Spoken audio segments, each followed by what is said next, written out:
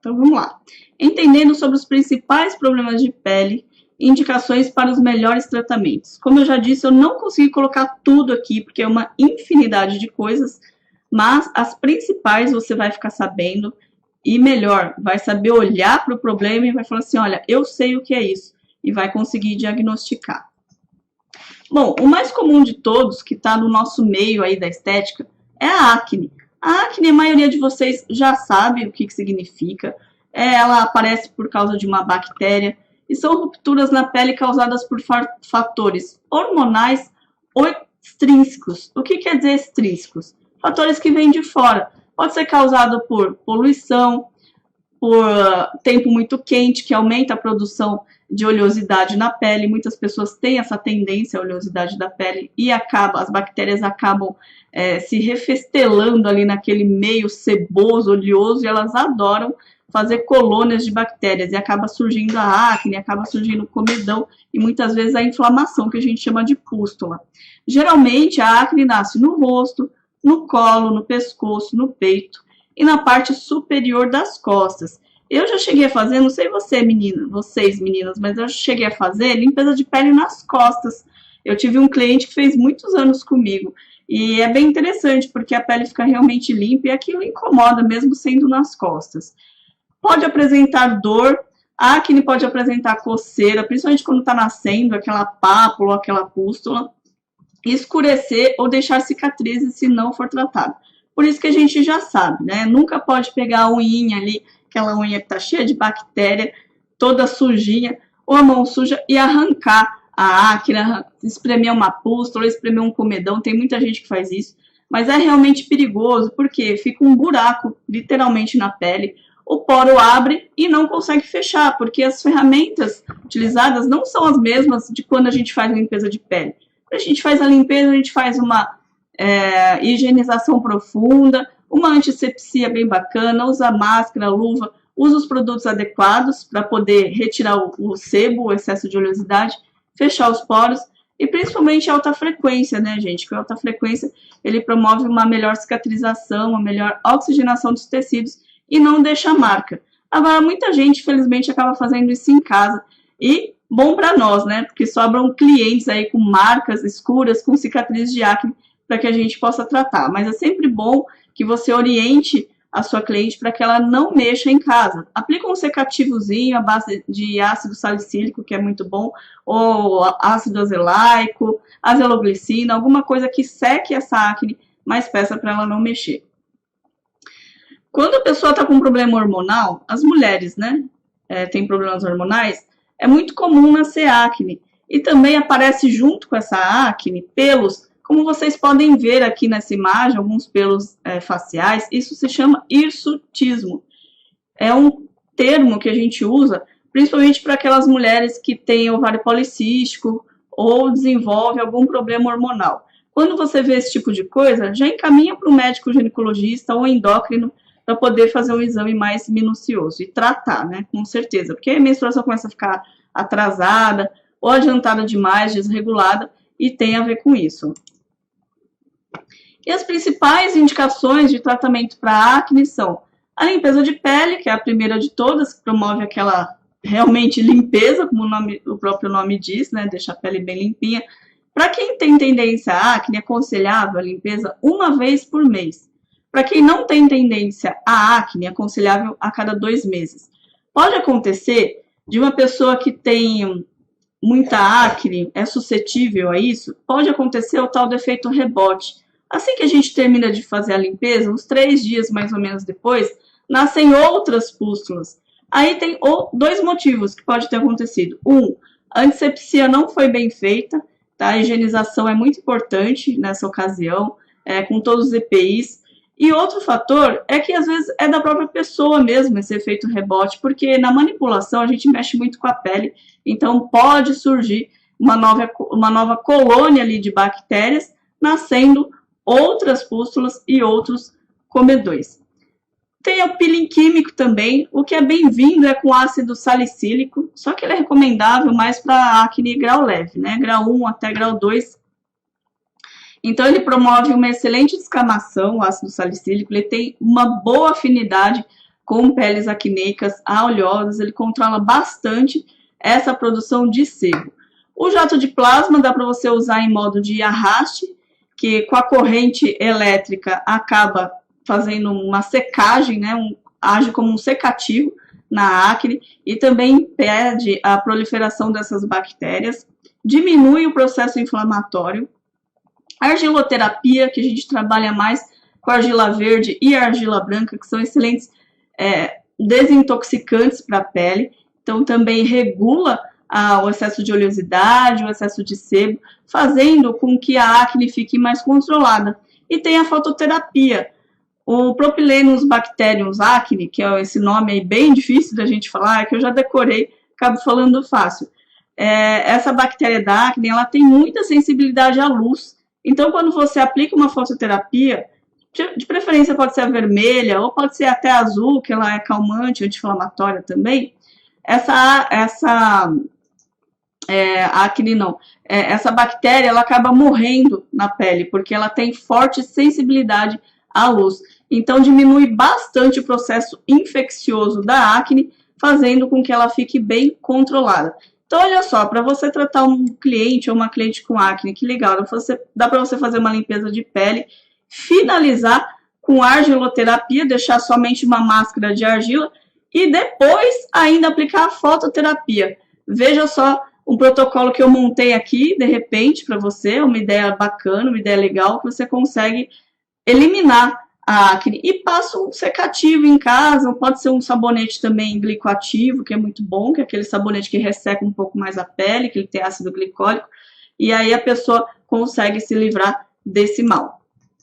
Mas, se a acne for a partir do grau 3, que tem essas pústulas enormes aí, esses abscessos, como você está vendo aí na foto, são pápulas gigantescas, ela está muito, muito inflamada. Aí você precisa encaminhar para um dermatologista, que provavelmente essa pessoa vai precisar tomar o Roacutan, que é aquele remedinho que, embora tenha efeitos colaterais, ele seca literalmente a pele, fazendo com que as bactérias desapareçam e o excesso de oleosidade junto, né? E vamos às dicas para seguir em casa, no caso de combate à acne. Então, vamos supor que você tenha feito tudo isso numa cliente ou em você mesmo, em alguém da família, você fez a limpeza de pele, aí você aplicou no final da limpeza, depois do alta frequência, você aplicou uma máscara de argila verde, e por último, a fototerapia. Legal. Em casa, o que você pode fazer além do secativo? Você pode falar para a cliente, orientar para ela lavar sempre o rosto com sabonete líquido apropriado. Como eu já disse, pode ser o glicoativo. Se for um neutro, não tem problema, mas se for um com um pH mais baixo, mais ácido, melhor ainda, que vai ajudar nessa etapa de secagem das acnes. É importante sempre lavar com água fria, porque a água quente, ela aumenta muito a produção de sebo e oleosidade na pele. Porque a água quente, ela seca a pele, resseca, na verdade, né? Ela desidrata na hora, e tempos depois, a glândula sebácea, ela vai produzir um óleo muito maior do que o que tinha antes, por isso que não é recomendável. E sem dizer que a água fria, ela faz uma vasoconstrição, ajuda também a diminuir os poros, a fechar os poros dilatados. E é muito importante enxugar sempre com um papel toalha. Peça para o seu cliente ter paciência com isso, principalmente os jovens, né, na idade da adolescência, que são um pouquinho rebeldes, que a gente fala, e adolescente não ouve, é muito difícil. Então você pede para enxugar com papel toalha. Imagina uma toalhinha de rosto, muitas vezes a gente nem pensa nisso, né? Uma toalhinha de rosto que você enxuga, aí deixa lá no banheiro pendurada, e vai proliferando as bactérias, os fungos, aí pega aquela mesma toalha e enxuga de novo. Ou seja, você está colocando as bactérias de volta no seu rosto. E isso não é legal, principalmente para quem tem pele acneica. Para quem tem pele que não tem acne, tudo bem, pode usar aquela toalha mesmo. Mas para quem tem pele acneica, o cuidado é redobrado. Então eu aconselho o uso de papel toalha descartável sempre. E os homens e adolescentes, é muito importante, antes de fazer a barba, enxaguar o barbeador com álcool. Seja ele um barbeador, aquele bem descartável, seja aquele tipo Mac 3, que usa várias vezes o mesmo cartucho, é muito importante. Pega um álcool 70, passa assim, enxaguando mesmo, bem, e só faz assim, ó, chacoalha ele e já pode usar, tá? Isso é importante porque também elimina qualquer tipo de bactéria no aparelho. Isso faz com que a acne diminua. E para quem já tem essa cicatriz de acne, né? Tem pessoas que passaram aí por um período constante de acne inflamatória e tem a pele toda esburacada com essas cicatrizes. O que dá para a gente fazer? Bom, cicatrizes de acne são sequelas deixadas. Primeiro vamos entender o que é. São sequelas deixadas pela acne inflamada e por retirada de comedões sem os cuidados necessários. Aquela coisa, né? Usa a mão suja, vai de qualquer jeito e acaba deixando o buraco na pele.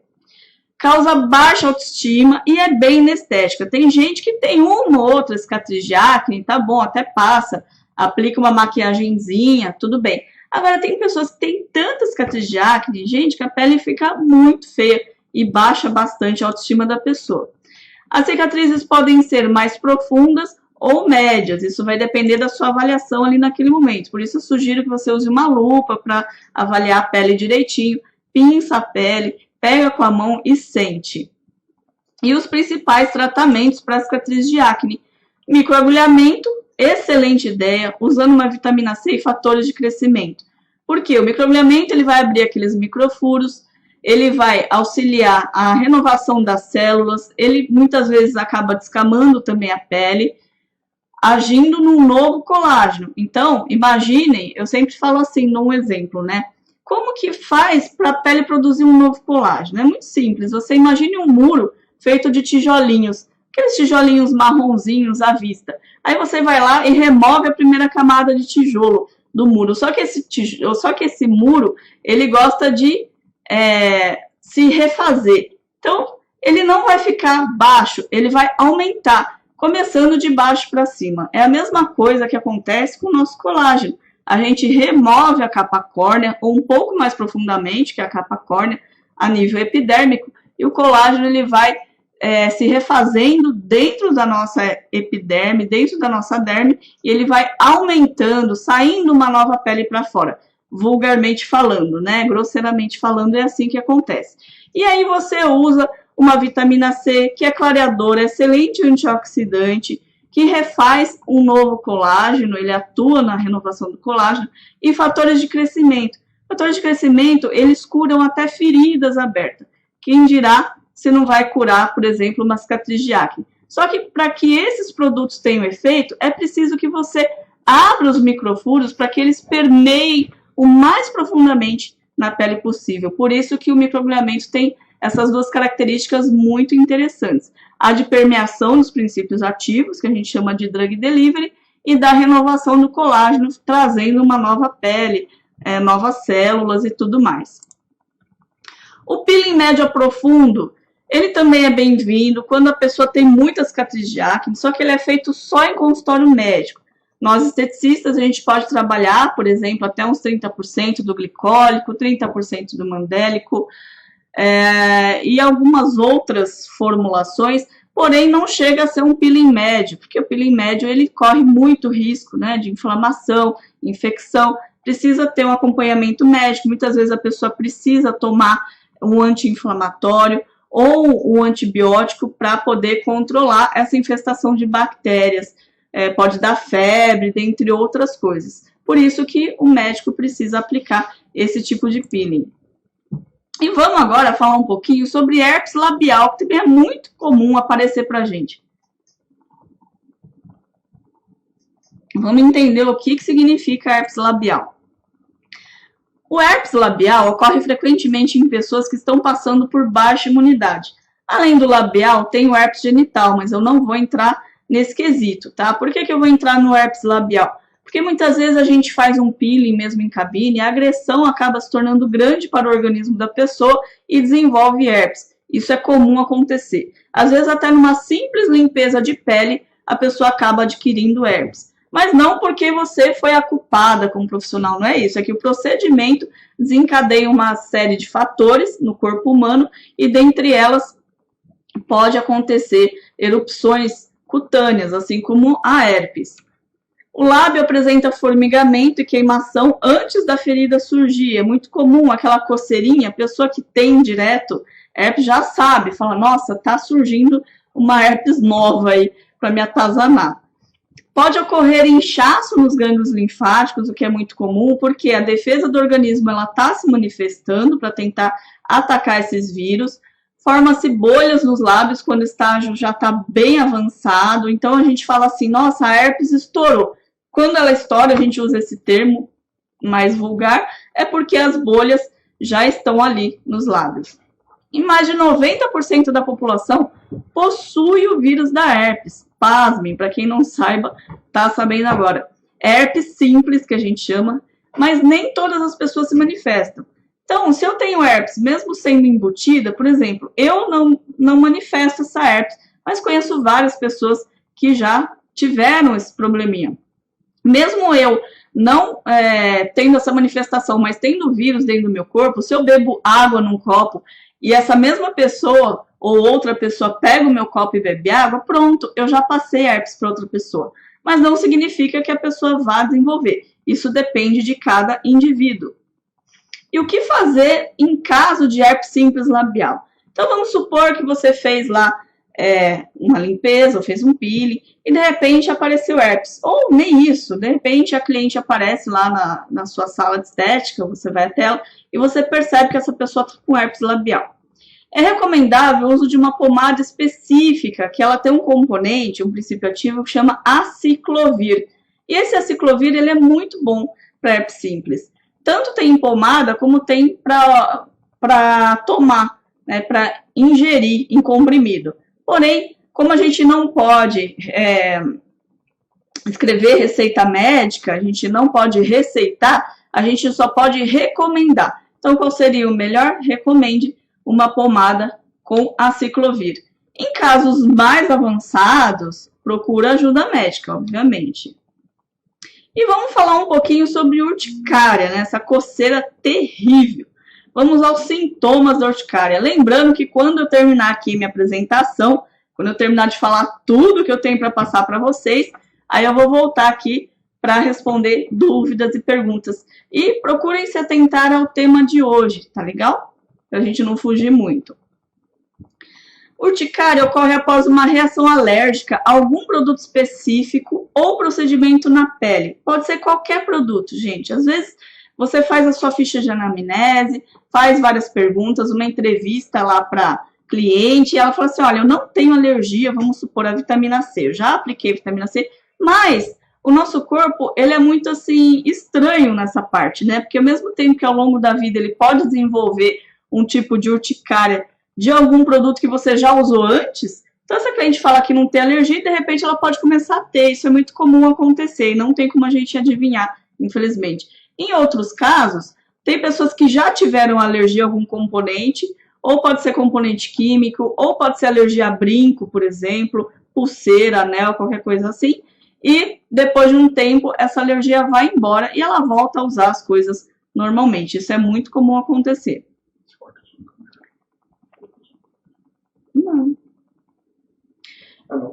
Voltando aqui, os sintomas da urticária apresentam placas vermelhas, inchaço e coceira, assim como você viu lá na foto anterior. A pele fica quente, levemente dolorosa ao toque.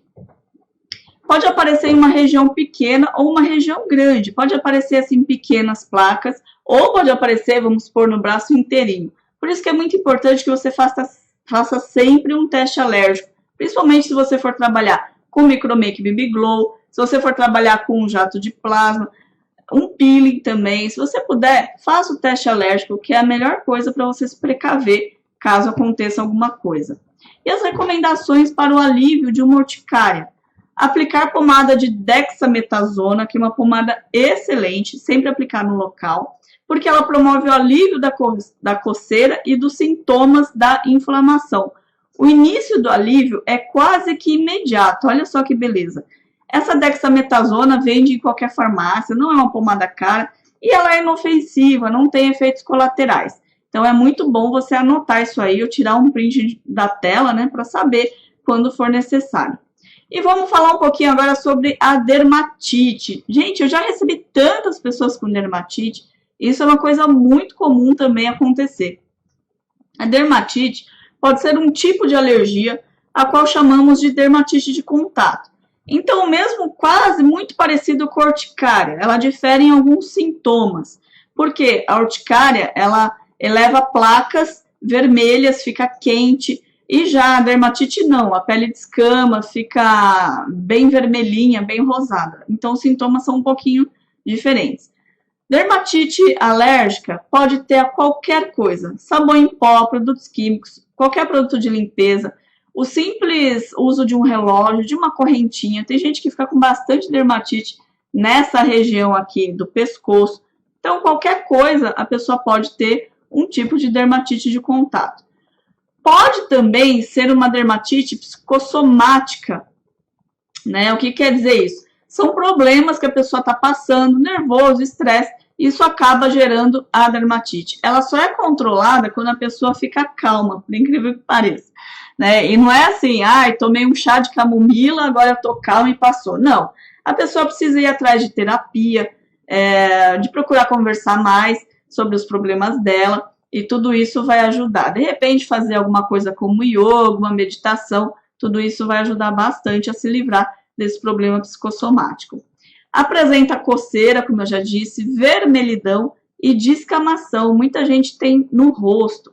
Olha, pode aparecer em qualquer parte do corpo, sendo que quando ela é psicossomática, quando ela vem dos problemas pessoais que a pessoa está passando, acomete mais a região da face ou do couro cabeludo. Só que no couro cabeludo leva outro nome, leva o nome de dermatite seborreica. E aí a pessoa precisa usar um shampoo específico para dermatite seborreica, aí só o médico pode recomendar.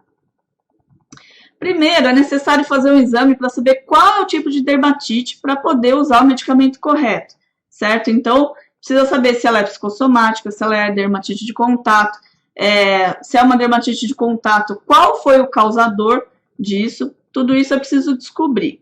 Existem vários tipos de pomadas para dermatite, e dentre elas, aqui eu citei só algumas, as mais conhecidas, porém temos várias pomadas aí nas farmácias. Betametasona, dexametasona, cetoconazol, que está escrito errado, cetoconazol mais betametasona, hidrocortisona, dentre outras tantas pomadas. Nesse caso, é mais fácil a pessoa procurar realmente um dermatologista para poder acertar ali em cheio. Porque às vezes a pessoa fica usando vários tipos de pomadas e acaba não solucionando o problema porque não fez o exame, tá? E vamos falar um pouquinho agora de queratose actínica. Essa queratose acomete muito pessoas idosas que passaram longos anos aí, ou longos tempos embaixo do sol e não tomaram o devido cuidado. São manchas ásperas e escamosas que podem aparecer nas mãos, nos braços, no rosto, no couro cabeludo ou no pescoço.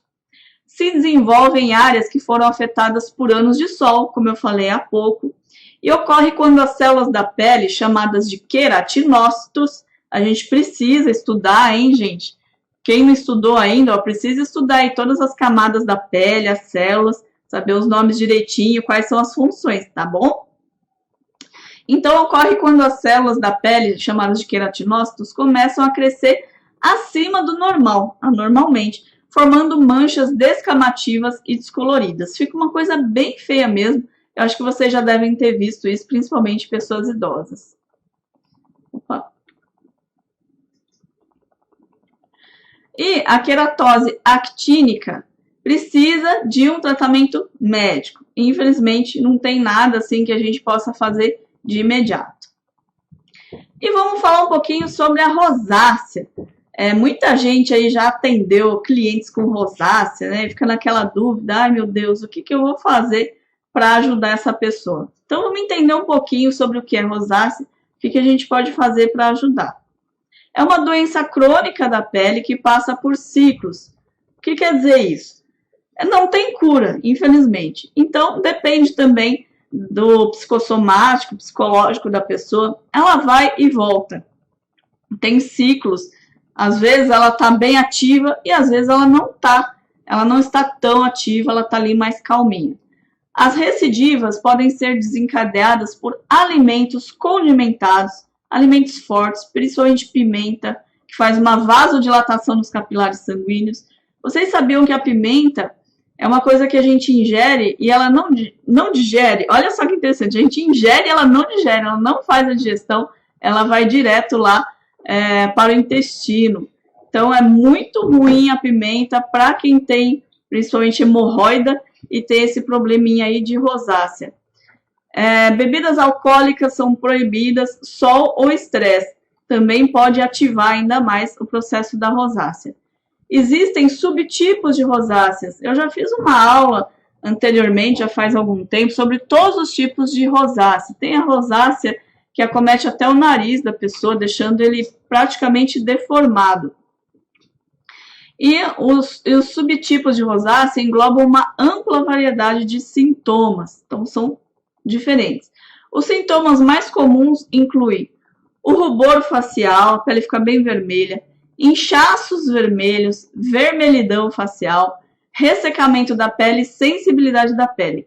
Aí no caso do rubor facial, além de ficar vermelha, a pele fica bastante quente, como se a pessoa tivesse tomado um sol assim do meio-dia, foi para a praia, tomou insolação, é assim que acontece. E a pele fica muito, muito sensível. Por isso que eu falo, pense 2 vezes antes de fazer qualquer tratamento agressivo para rosácea, que não é legal, pode desencadear uma coisa ainda pior.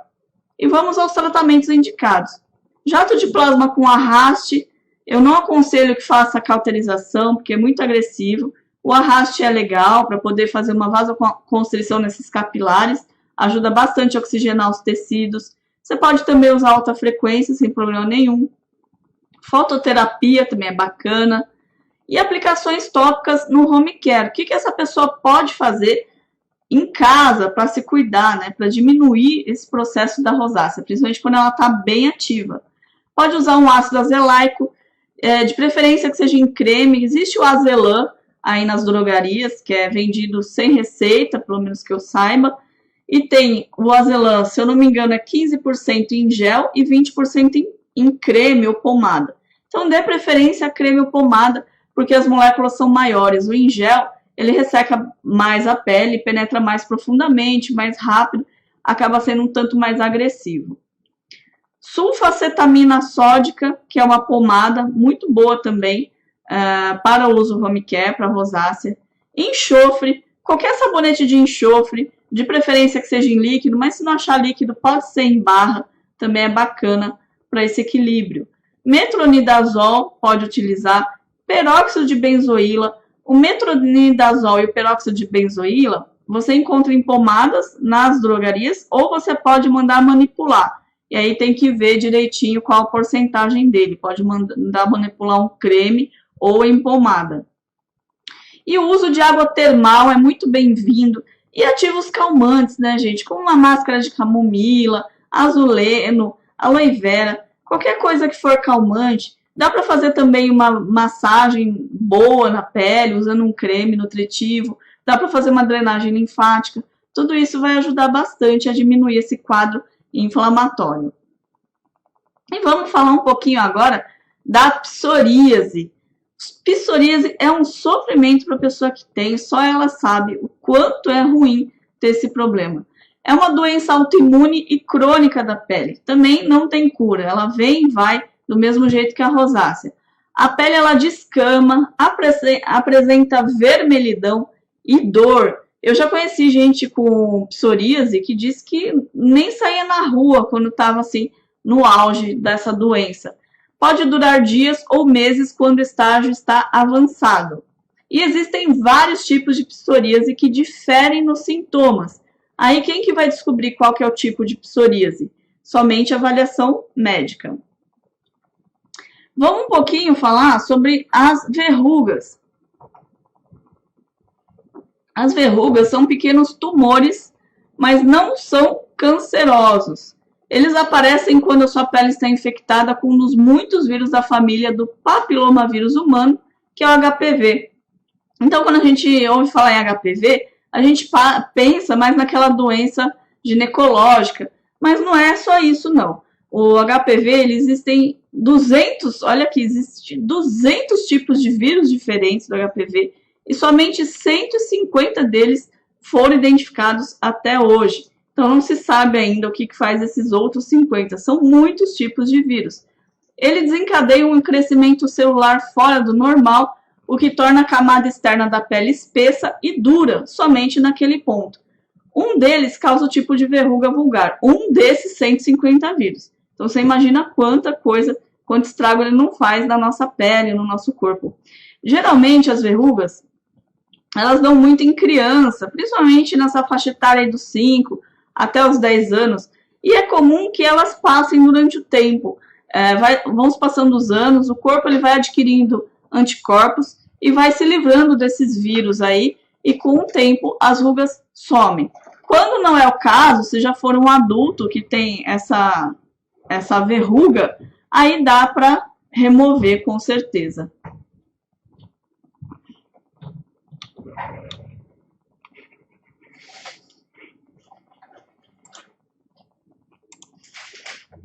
E os tratamentos mais indicados para esse tipo de verruga vulgar é remoção com jato de plasma ou eletrocautério, principalmente nessa verruga simples ou naquelas que são penduradas.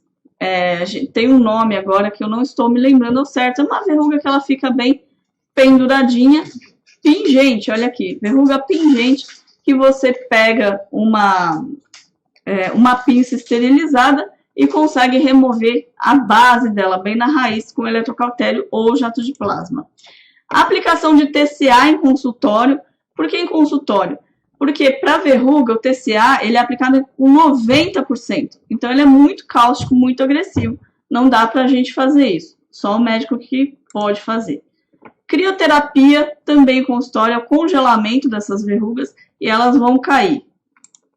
Então, resumindo, o que dá para a gente fazer com as nossas clientes que têm verruga? Aplicar o jato de plasma ou eletrocautério. Queratose pilar ou hiperqueratose. É a mesma coisa, são essas bolinhas aqui que dá geralmente nos braços. Às vezes dá na testa também. É o acúmulo e excesso da produção desordenada de queratina. Então, as células elas começam a se reproduzir, os queratinócitos, sem parar e acaba trazendo essa hiperqueratose. Deixa a pele áspera, com os poros dilatados e às vezes elas escurecem, ficam vermelhinhas ou mais arroxeadas. E são pequenas bolinhas, como vocês estão vendo aí na foto. Pode aparecer na parte superior dos braços, nas pernas, rosto, nádegas e coxas, principalmente em regiões que ficam muito abafadas, né? Gente que já tem essa tendência à hiperqueratose e usa muita calça, pode sim aparecer nas coxas ou nas nádegas. Isso é muito frequente. E a origem é genética, por isso que eu disse para quem tem tendência a esse tipo de coisa. E vamos lá, o que fazer para ajudar essa pessoa com hiperqueratose pilar? Quais são os principais tratamentos? Primeiro, manter a pele sempre hidratada, bebendo bastante água e fazendo uso constante de cremes hidratantes. Para o corpo, um dos maiores hidratantes assim, que eu acho, na minha opinião, é a ureia 10%. É muito bom mesmo. Para o rosto, dá para usar um ácido hialurônico, que ele age como um bom hidratante, pantenol, depantenol, dentre outros tantos hidratantes que a gente conhece por aí. Evitar água muito quente na hora do banho. Aplicação de um peeling em cabine com ácido salicílico a 10% a cada 15 dias promove bons resultados também, que ajuda a diminuir essa capa córnea, essa pele áspera. Verificar se o corpo está com deficiência de vitamina A, fazendo o exame médico. Pode ser também que a deficiência de vitamina A traga esse problema de pele de hiperqueratose pilar. Fazer esfoliação uma vez por semana em casa, com qualquer esfoliante que seja delicado, não precisa ser muito agressivo à pele, e pode aplicar uma revitalização facial em cabine. O que significa revitalização?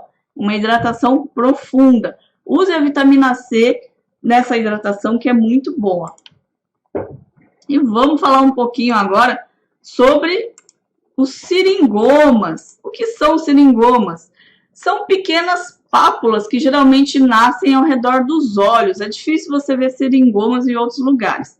Geralmente é aí mesmo que nasce, bem na pálpebra inferior e às vezes superior. São considerados pequenos tumores benignos. Quando a gente fala essa palavra tumor, dá até um pouco de medo na gente, né? Ninguém gosta de ouvir essa palavra. Porém, eles são benignos, ou seja, eles não fazem mal algum, a não ser inestético. E eles nascem em decorrência do aumento do ducto sudoríparo, que são os responsáveis pela produção de suor. Então, o que me parece é que o ducto sudoríparo, ele acaba entupindo e acaba nascendo esses seringomas. Eles podem voltar mesmo após o tratamento. Então, quem tem essa propensão, pode acontecer sim de voltar. O suor excessivo, que eu já falei que pode entupir os canais, puberdade ou desequilíbrio hormonal favorecem o aparecimento, principalmente para quem tem essa tendência genética. E os principais tratamentos para os seringomas? Método de excisão. Nesse procedimento médico, o seringomas ele vai ser cortado e removido individualmente. Então, imagina o médico pegar um por um, né, que às vezes tem gente que tem um monte, e vai cortando ali com um bisturi. Então, isso, assim, apesar de ter anestesia local, a anestesia é necessária, é bem invasivo. E o procedimento precisa realmente da anestesia para que não seja doloroso e nem demorado. Pode fazer uma dermoabrasão, que na dermoabrasão o seringoma é raspado até que a pele apareça lisa. Tratamento com laser é bem-vindo. Um laser de CO2 é utilizado para matar as células. Esse método é eficaz para o tratamento de casos graves de seringoma. Então, ele também é bem ablativo, esse procedimento. Cirurgia para seringomas profundos. A cirurgia ou congelamento com nitrogênio líquido é uma boa opção. Tudo isso que eu falei até agora é a nível de consultório, tá? E a gente, o que a gente pode fazer? Jato de plasma ou eletrocautério. É necessária a aplicação de uma pomada anestésica antes da cauterização. É muito importante, porque dói. O que pode acontecer depois? Riscos após remoção dos seringomas. Cicatrizes, vermelhidão e manchas escuras ou até manchas claras. São efeitos secundários possíveis.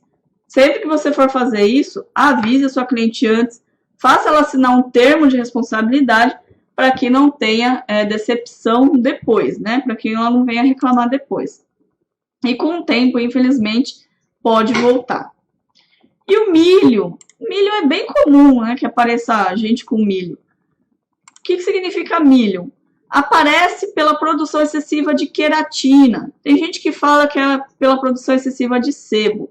Não é, é o excesso de queratina. São pequenas cápsulas compostas de queratina, embora pareçam sebo, como eu já disse. Possui um líquidozinho branco, que ele é bem parecido com sebo, dentro dessa cápsula.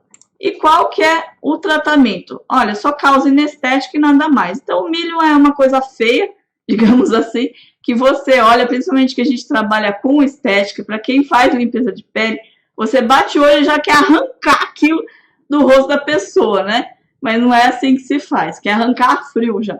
Mas dá pra gente fazer uma limpeza de pele, passar pela emoliência, tudo bonitinho, para depois tirar. Pode remover com agulha insulínica no ato da limpeza de pele, quando a pele já está bem molinha.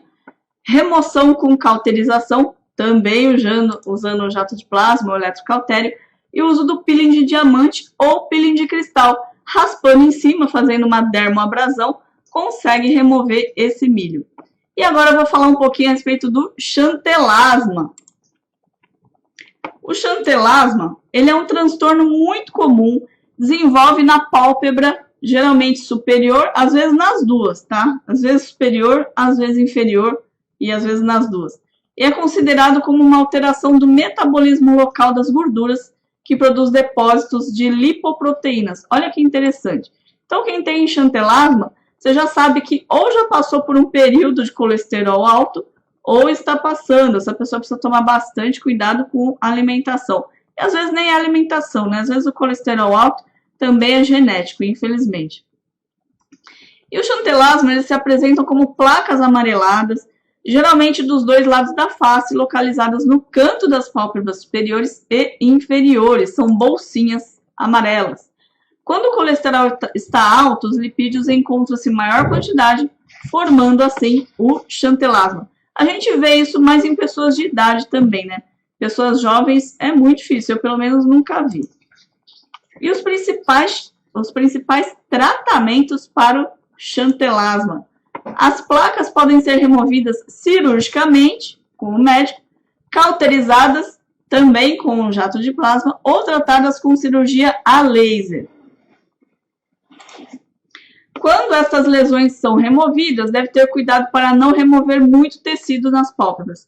Isso que eu falo para as alunas, que o eletrocautério ele não é indicado para a remoção de xantelasma propriamente, tá? Mas tem profissionais aí que querem se arriscar um pouquinho mais e querem remover. Tudo bem, ok. Só toma cuidado para não remover muito tecido, que pode fazer sim uma cicatrização hipertrófica. Pode ficar um buraco na pele, verdadeiramente falando, e fica pior do que às vezes estava antes, né? Então é muito bom tomar cuidado e usar uma lupa, uma boa lupa na hora dessa remoção. E tenta fazer em 2 sessões, ao invés de você querer arrancar tudo de uma vez, de repente faz numa sessão, vê como é que vai ficar, pede para ela voltar daqui uns 21 dias para reavaliar. E outras opções de tratamento incluem excisão cirúrgica, quer dizer excisão, é a remoção completa com blefaroplastia. Então, olha só que legal. Além dela já remover o xantelasma, ela já vai lá e fica com a pálpebra, ó, tinindo. Faz aquele efeito lifting, fazendo uma blefaroplastia. Ablação por laser CO2 também é bem-vindo. E aplicação tópica de ácido tricloroacético, que é o TCA a 100%. Quer dizer, queima até a alma esse TCA, por isso só pode ser feito em consultório médico.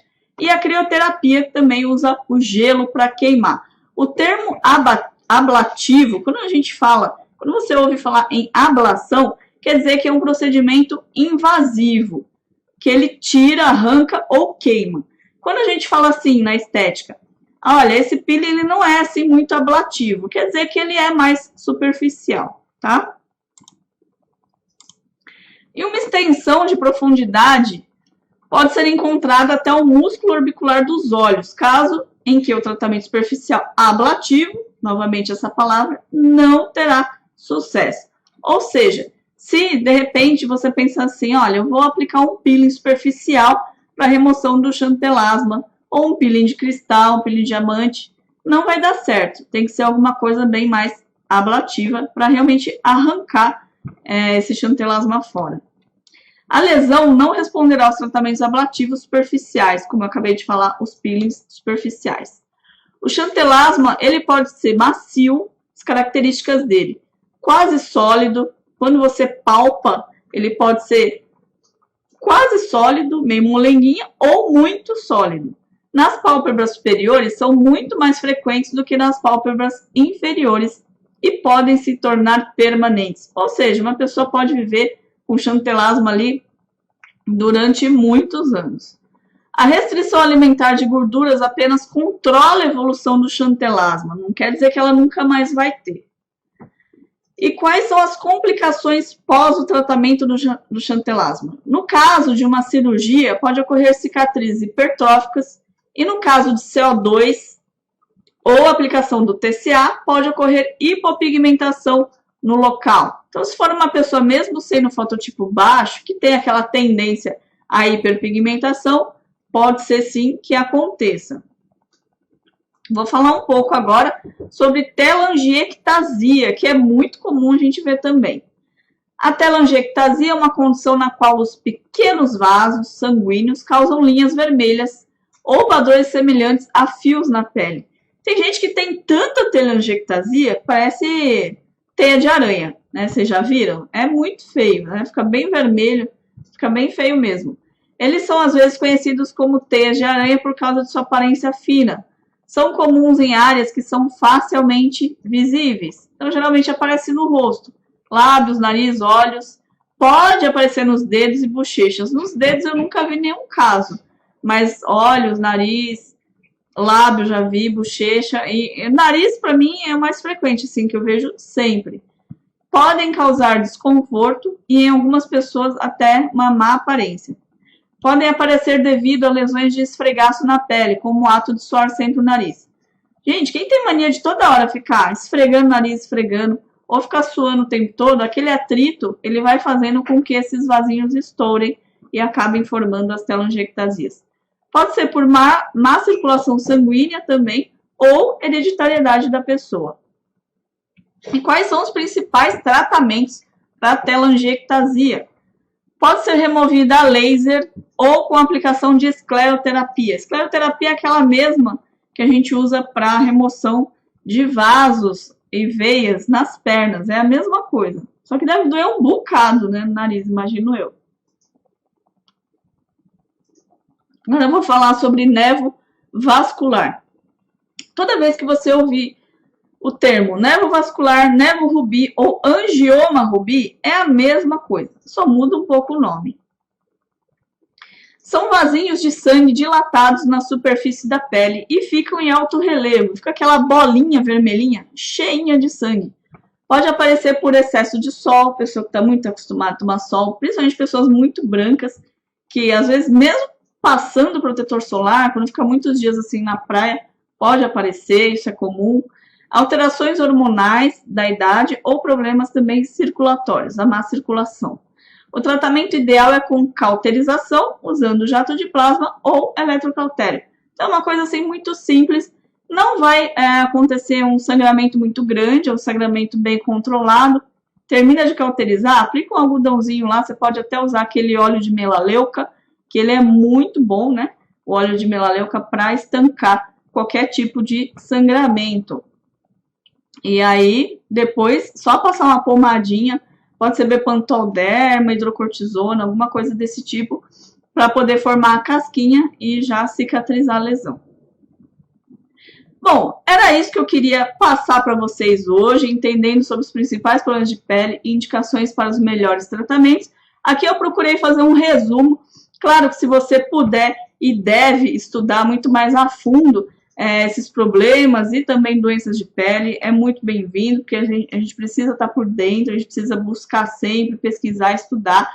E eu pensei em passar realmente um resumo para vocês, para conhecimento.